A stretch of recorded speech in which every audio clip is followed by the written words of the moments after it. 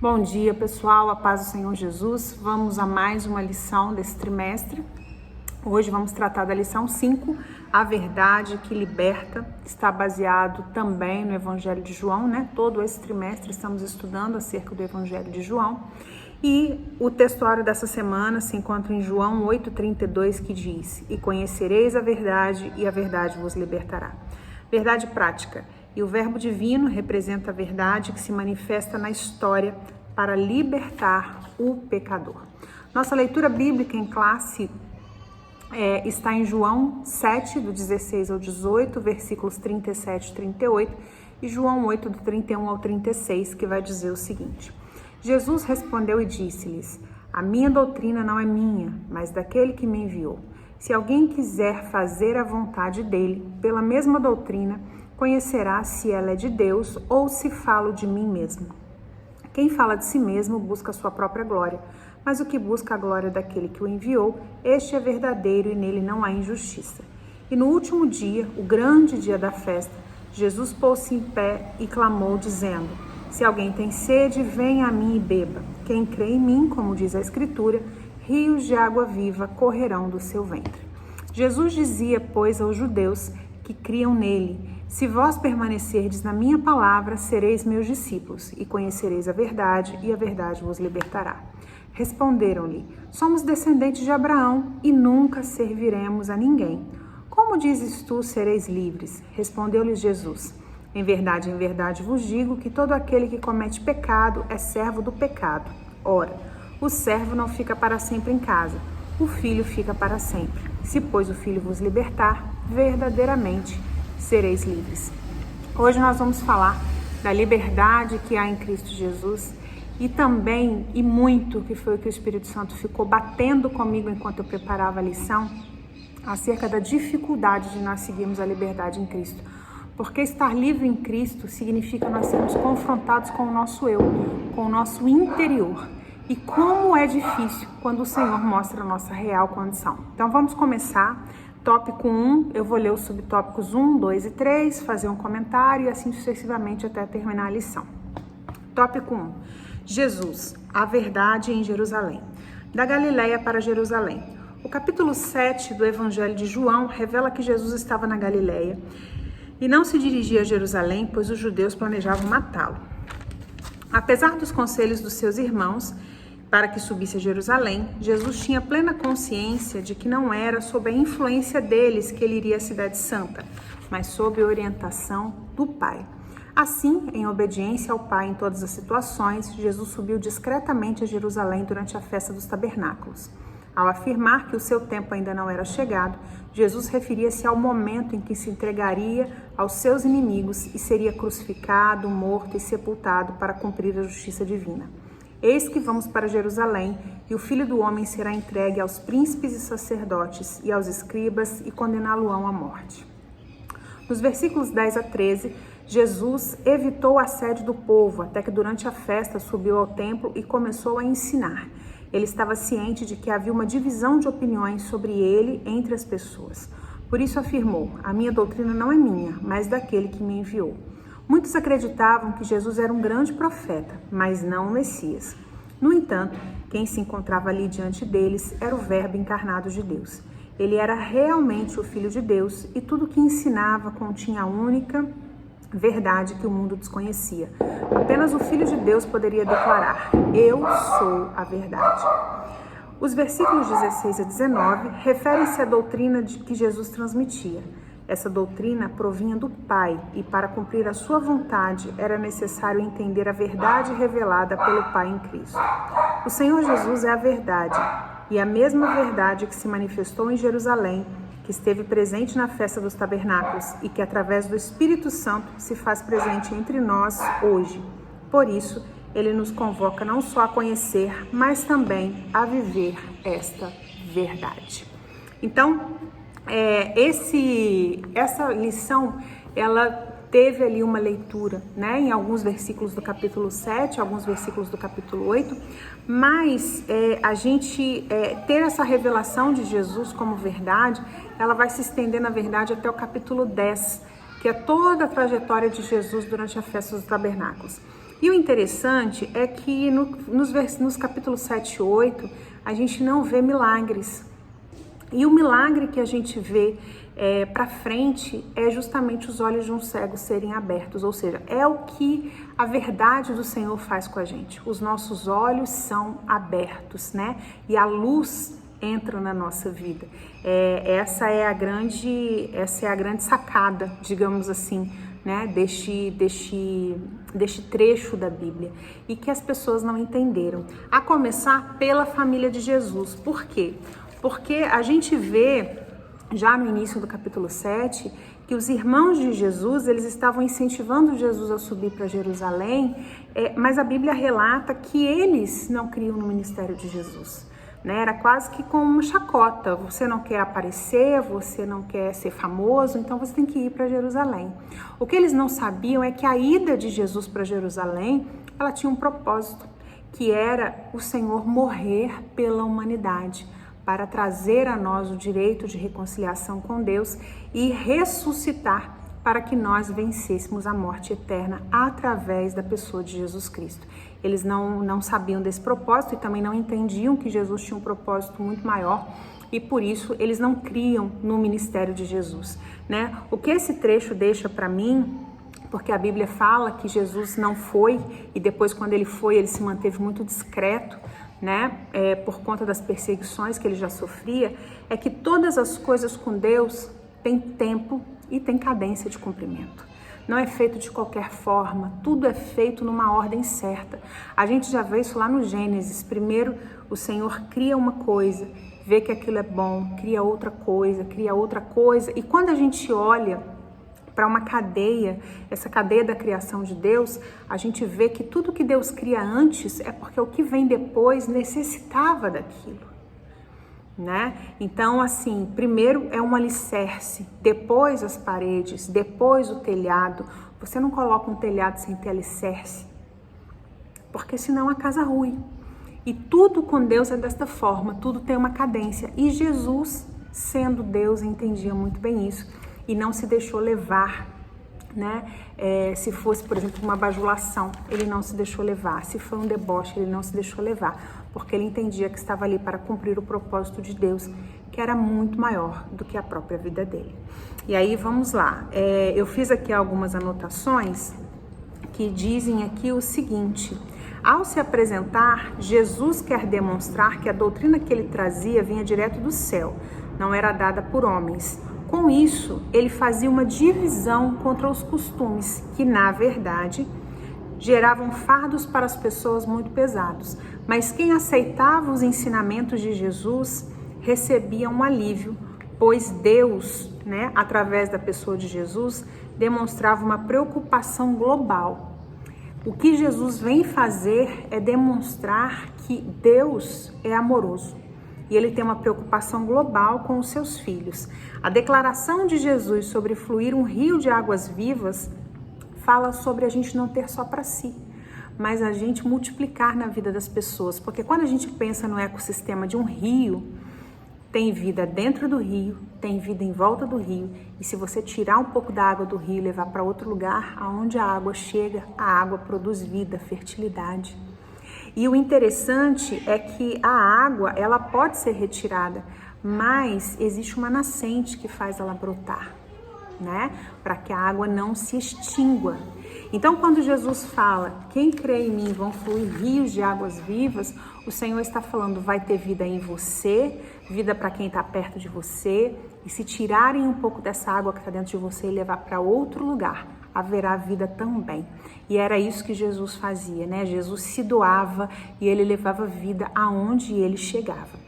E com isso existe uma grande dificuldade das pessoas crerem em Jesus e crerem nesta verdade que ele estava declarando. Por quê? Porque Jesus, ele não veio para diminuir o culto, né? Ele não veio para diminuir o ritual, mas ele veio para trazer para nós a necessidade de um culto no nível mais alto, que é o quê? Viver o que você está falando. Viver a vida de sacrifício. E esse é o mistério da salvação. Ela não está ligada a um milagre, mas a uma transformação de vida.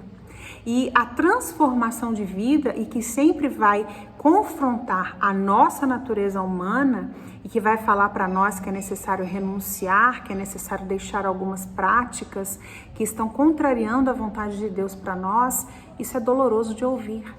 Isso vai contra o nosso ego. E é por isso que naquela época Jesus já não foi aceito. E hoje, Jesus, ele, em muitos casos, ele não é aceito. Por mais que as pessoas estejam professando o nome de Jesus, quando a gente olha para as atitudes delas, a gente está vendo que a verdade de Jesus não está revelada ali, né? Então vamos seguir.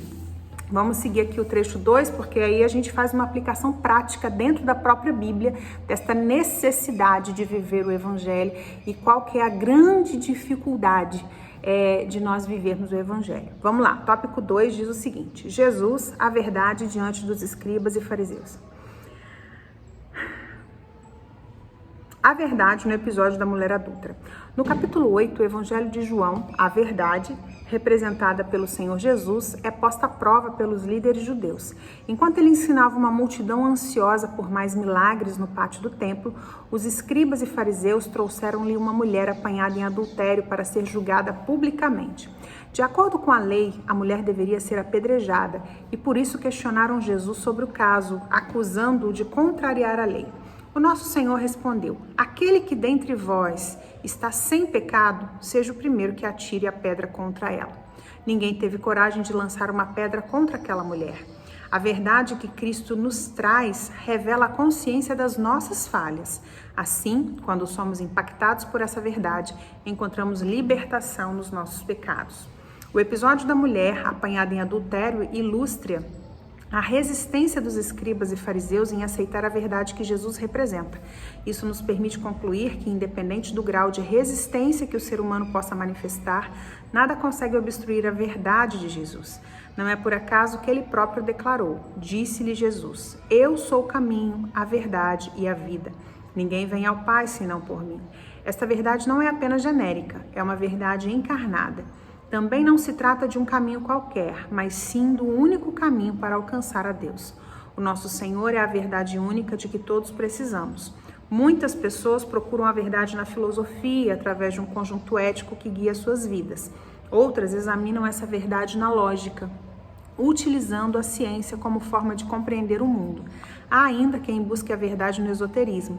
A realidade é que o mundo carece do entendimento da verdade única, que se manifesta como uma realidade divina, plena em Deus, que se separa deste mundo enquanto mantém uma relação com seus habitantes. Isso só pode ser alcançado por meio de uma conexão viva com a pessoa bendita de Jesus, o nosso Salvador. Então vamos lá. Essa dificuldade que as pessoas têm de viver a verdade, porque confronta a sua própria natureza, né? E aí a gente vê pessoas dentro das igrejas que não estão transformadas, ou a gente vê aqueles que simplesmente param pelo caminho. Ela é comprovada aqui nesse episódio da mulher pega em adultério. Repara que Jesus está ensinando, a multidão está querendo coisas, está querendo milagres, Jesus quer trazer palavra, quer trazer ensinamento. E aí os escribas e fariseus chegam com uma mulher pega em adultério. E o que Jesus fala para esses homens? Aquele que não tem pecado, atira a primeira pedra. A Bíblia, ela é clara em dizer que um a um vai se retirando, acusados pela própria consciência. E ninguém atira a pedra na mulher. O que ocorre é que no nosso dia a dia com Deus, nós vamos ser colocados diante de muitas situações de mulheres adúlteras, digamos assim, em que nós vamos ter a oportunidade de acusar alguém. Mas sempre que nós estamos debaixo da graça do Senhor, o que o Senhor faz é nos confrontar com as nossas próprias realidades. E aí nós não acusamos. Isso é um exercício diário e muitas vezes feito várias vezes ao dia. Isso requer renúncia à minha própria vontade, em falar mal do outro, porque eu sei que eu sou tão pecador quanto o outro. Então isso já é uma dificuldade. A segunda grande dificuldade é que para eu ter uma vida irrepreensível, vamos colocar assim, a ponto de ninguém ter motivo para apontar o dedo para mim, implica que eu estou cuidando da minha própria vida. Eu não tenho tempo de olhar para a vida do outro. Eu não tenho tempo de me preocupar com o pecado do outro, porque eu estou preocupada com o meu próprio pecado. E isso ainda é muito mais difícil do que eu ver o pecado do outro e eu ficar quieta. Sabe por quê? Porque isso implica que eu não vou ter nenhum motivo para acusar o outro, porque eu não estou nem sabendo o que está acontecendo na vida do outro.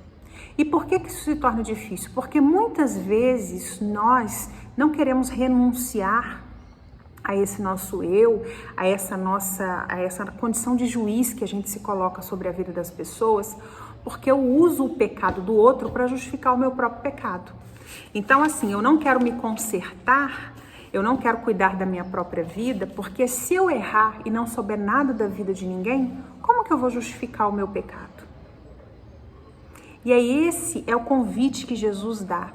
Normalmente, seguir a Jesus vai contra toda a lógica e vai contra toda a nossa vontade. Eu fiz uma anotação aqui que é a seguinte: a verdade de Deus está intimamente ligada à renúncia pelo bem comum.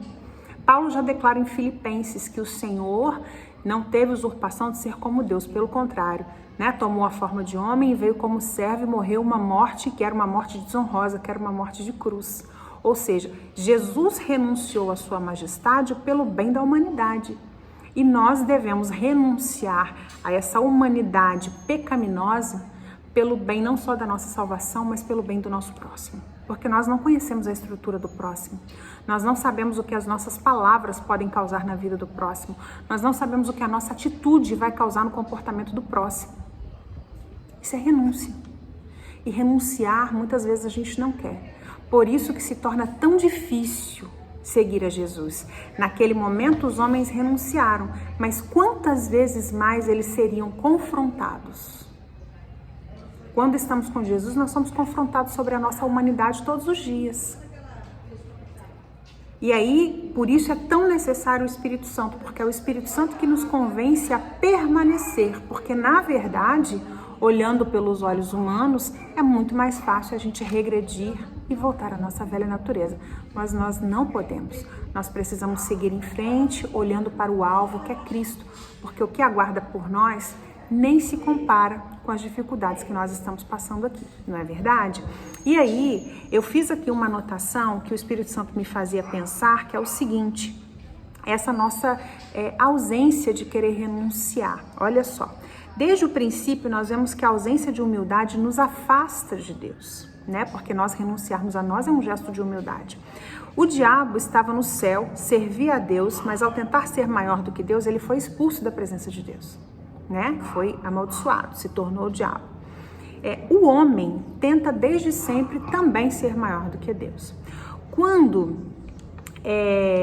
o homem decide desobedecer, e aí quando eu estou falando homem, mulher, Adão e Eva, decide desobedecer a Deus comendo o fruto, o que o homem está dizendo é que Deus é mentiroso, Porque o diabo chega, ele distorce o que Deus falou, falando assim: não, Deus falou que você ia morrer, mas você não vai morrer, os seus olhos vão ser abertos, você vai ser igual a Deus. E aí quando Eva vê o fruto, vê que é agradável aos olhos, come e dá para o marido, o que eles estão dizendo? Será que realmente vai haver morte? O que o diabo sempre tenta fazer com a gente, e por essa falta de humildade, de querer se submeter à vontade de Deus, muitas vezes a gente cai. O diabo, ele nunca tenta subir o nível dele, ele tenta descer Deus a nível dele. A Bíblia fala que o diabo é mentiroso e é o pai da mentira. O que ele está falando aqui quando ele distorce essa fala de Deus e fala assim: não, Deus falou que você vai morrer, mas você não vai morrer. Ele está falando: Deus é mentiroso. Ele quer igualar Deus a ele. Ele quer tirar Deus do patamar de santidade, de rei dos reis, de senhor dos senhores, e igualar ele, que é traidor e mentiroso. E muitas vezes nós, pela nossa falta de humildade, a gente cede às mentiras de Satanás e a gente fala assim: será que Deus vai realmente fazer, cumprir? Será que isso vai acontecer? Colocando Deus nesse patamar. Quando os homens decidem construir a Torre de Babel e falam: agora nós vamos alcançar os céus, e que Deus ele intervém e confunde as línguas. Quando os homens procuram outros deuses para adorar e se submetem à vontade desses deuses, Tudo isso são gestos de rebelião e desobediência contra Deus. Mas ao contrário do diabo, Deus não poupa o homem da consequência, né? O pecado, a morte chegaram sobre as nossas vidas, as línguas foram confundidas, mas a gente vê o amor de Deus sendo revelado porque Deus busca uma reconciliação com o homem. O caminho de buscar a presença de Deus nunca é do homem para com Deus, é sempre do Deus para com o homem. Deus demonstra, apesar da minha grandeza, da minha santidade, Deus estar acima de todas as coisas. Eu amo você e eu vou buscar trazê-lo para perto de mim novamente. E aí a gente tem a morte salvífica de Jesus e sua ressurreição. A gente tem o Espírito Santo no Pentecostes desfazendo a confusão de línguas, porque a confusão de línguas foi desfeita ali. A gente tem o nosso Senhor sendo revelado e a palavra dele ficando para nós, mostrando para nós o verdadeiro culto e que o culto tem que ser feito somente a ele. Ou seja, em todo tempo, Deus tem a iniciativa de buscar conosco a reconciliação. Essa era a verdade a qual Jesus pregava e que as pessoas não entendiam, porque era uma verdade que ia muito além do ritual. Era uma verdade que exigia prática diária, de um Deus que, mesmo não precisando do homem, quer o homem perto de si. E de que Deus se preocupava com todas as necessidades do homem.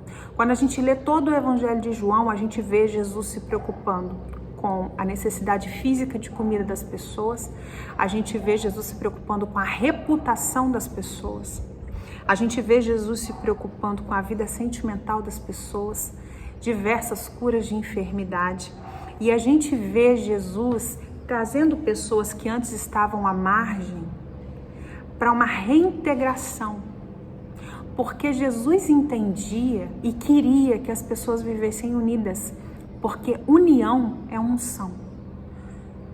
O Salmo já vai nos dizer, ó quão bom e quão suave é que os irmãos vivam em união, é como o óleo precioso que desce sobre a barba de Arão. Ou seja, união é unção sobre as nossas vidas. E o nosso Deus entende isso muito bem. Por isso que Jesus vem para reintegrar pessoas que estavam à margem da sociedade, junto da sociedade, para que houvesse união, para que não houvesse mais sectarismo e divisão. Mas quem está preso ao ritual não entende essas coisas. E não entende essa verdade, não entende Jesus como a própria verdade. Os ensinamentos dele como verdade para as nossas vidas. Por isso Jesus foi rejeitado naquela época e Jesus ainda é rejeitado hoje. E em muitos lugares onde a gente entra, as pessoas professam Jesus, mas quando a gente vai entendendo a essência, a gente vê que foi tudo distorcido para que Jesus desça ao que as pessoas querem. As pessoas estão cedendo às falas satânicas de tentar tirar Jesus de onde ele nunca deve sair, né? Que é Rei dos Reis e Senhor dos Senhores. Vamos seguir aqui para o último tópico para a gente encerrar. Jesus, a verdade que liberta o pecador. A passagem de João 8, 31 ao 38 está intimamente relacionada ao relato da mulher adúltera. Assim, a vida do pecador que se arrepende estará garantida se realmente permanecer em Jesus. Desta maneira, o pecador alcançará o conhecimento da verdade e, por meio dela, será libertado da escravidão do pecado. Portanto, o encontro com a verdade, que é Cristo, rompe todas as correntes do pecado. O Senhor Jesus Cristo é aquele que proporciona a verdadeira libertação à vida do pecador. No Evangelho de João fica evidente que a verdade referida não se relaciona com a verdade filosófica, ou seja, com os conceitos de verdade debatidos nas obras de filosofia. A verdade mencionada em João é aquela que liberta o ser humano do domínio do pecado, manifestada e revelada na figura de Jesus. Essa verdade proporciona libertação, restauração e uma nova vida para aqueles que se aproximam dele. Em Jesus alcançamos a verdadeira liberdade. As Escrituras Sagradas revelam a verdadeira natureza do ser humano distante de Deus, pelo que por um homem entrou o pecado no mundo e pelo pecado a morte, assim também a morte passou a todos os homens, por isso que todos pecaram. Desta forma, a Bíblia mostra que toda a humanidade está cativa pelo pecado e sob o poder do inimigo. Assim, aqueles que verdadeiramente são livres estão inclinados às coisas do Espírito. Satanás não consegue exercer influência sobre eles. O poder de Deus, por meio da ação do Espírito Santo, revela-se gloriosamente em nosso caráter. A verdadeira liberdade em Cristo está ligada à nossa semelhança com Ele, enquanto ainda vivemos neste mundo. Então, para a gente finalizar, seguindo aqui a nossa linha de raciocínio, o que o Senhor falava comigo e que Jesus estava querendo dizer é que Jesus ele está diante do povo para mostrar a direção do caminho, tá? Tanto que ele declara em João 14, eu sou o caminho, a verdade e a vida. Ou seja, eu dou direção, eu dou destino e o meu caminho leva para a vida e não para a morte. Conheçam a minha essência e vocês alcançarão liberdade. E a liberdade aqui nesse sentido, gente, fala de poder de escolha. Porque sempre que nós temos o poder de escolher entre o bem e o mal, nós somos livres. Agora, quando nós estamos o tempo todo cativos do mal, sabe, é aquilo que a gente fala assim, quando eu percebi já fiz, quando eu percebi já tinha explodido, quando eu percebi já tinha falado, quando eu percebi já tinha ido, você na verdade está sendo escravo. Jesus nos chama justamente para esse tempo de liberdade, porque à medida que o Espírito Santo vai trabalhando em nós, vai revelando as verdades do Senhor para nós, você pode cair hoje, mas o Senhor te dá forças. Primeiro você se levanta, o que quando a gente está cativo às vezes não acontece, e aí você vai caminhando e você vai percebendo que vai levando mais tempo para você cair de novo. É realmente como o processo de uma criança para andar, né? Ela fica com as pernas trêmulas, dá um passinho, cai, no início não consegue nem dar passinho nenhum, já é uma vitória ela conseguir ficar de pé. Por um tempo anda segurando nas coisas, até que ela consegue alcançar a liberdade de caminhar sozinha, né? A liberdade, a segurança de dar os passinhos, mesmo que trêmulos, mesmo que desajeitados, até que chega uma hora que ela está caminhando plenamente. Isso é um desenvolvimento. E na vida com Jesus não é diferente. E como que se dá isso? Através da palavra de Deus. O salmista declara no Salmo 119, escondi a tua palavra no coração para não pecar contra ti. Ele ainda declara também, lâmpada para os meus pés é a tua palavra e luz para o meu caminho. Então, quando Jesus ele se declara como a verdade, o que ele está dizendo?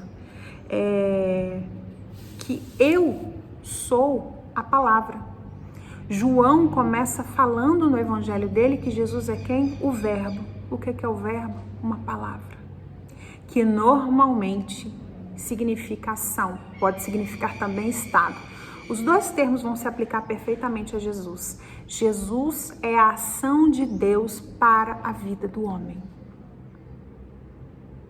Se a gente pensa em Jesus como o estado, qual é o estado? Estado de amor. E aí, qual que é essa ação de Deus? É a concretização da reconciliação através da morte de Jesus no Calvário e a sua ressurreição para nos tirar da escravidão e da morte eterna. Eu já falei isso aqui no começo da lição, mas eu estou repetindo porque isso aqui é o cerne da ação de Jesus por nós. É lógico que o Senhor vai nos contemplar com toda sorte de bênçãos porque Ele conhece a nossa necessidade. Mas o cerne é que nós alcancemos a vida eterna, nós saímos da escravidão para a liberdade. E aí eu fiz mais uma anotação aqui que eu vou ler para vocês. Jesus, sendo Deus, não demonstrou um comportamento vingativo, murmurador, ritualista ou usurpador. Ele demonstra amor, entrega e renúncia para alcançar aquele que ninguém queria ter por perto. E só para a gente fechar, eu vou deixar uma reflexão, porque foi algo que o Senhor, Ele falou muito ao meu coração. O ministério de Jesus, ele tem essencialmente a ver com pessoas. O ministério de Jesus não é sobre coisas. O ministério de Jesus não é sobre restaurar casamentos. não é sobre curar enfermidades, não é sobre dar bênçãos físicas, não é sobre multiplicar alimentos. O Senhor faz todas essas coisas porque são coisas que as pessoas precisam para tocar o seu dia a dia. Porque o foco do ministério de Jesus são as pessoas. E quando nós somos confrontados pela verdade de Cristo, aparece o que está dentro de nós. E o Senhor me fazia lembrar daquela passagem do Gadareno. Quando Jesus liberta aquele homem que vivia em correntes, nos sepulcros, endemoniados, se mutilando, com cadeias que ninguém podia conter, os demônios que estavam naquele homem vão para uma manada de porcos. E aqueles porcos se jogam no precipício. A população pede que Jesus se retire da cidade. A mensagem que eles passaram é: se o Senhor continuar aqui, nós vamos perder as nossas coisas. Nós podemos perder os nossos bens. Nós podemos perder o nosso patrimônio. Então se retira da nossa cidade. Mas e a vida daquele homem que foi liberto? Não tinha nenhum valor? A verdade de Jesus vem para nos dizer neste dia. Eu não sei que dia você vai assistir essa aula. O ministério de Jesus trata sobre pessoas. A verdade de Jesus é para libertar pessoas. A verdade de Jesus é para cuidar de pessoas. Porque com pessoas cuidadas, pessoas saradas, pessoas restauradas, nós podemos alcançar outros e fazer prosperar coisas que Deus coloca nas nossas mãos. Que o Senhor Jesus continue falando com você.